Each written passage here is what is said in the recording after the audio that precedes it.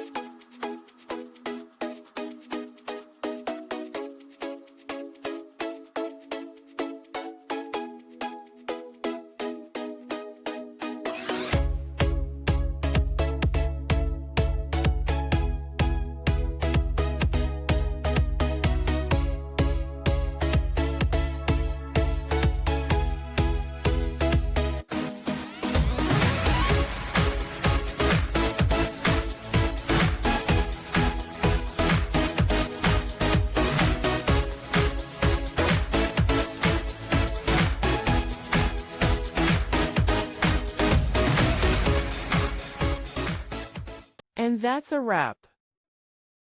I hope you found the answer you were looking for. If you did, take a second to hit that subscribe button. It really helps out. And let me know in the comments which solution worked best for you. See you next time in the debug zone.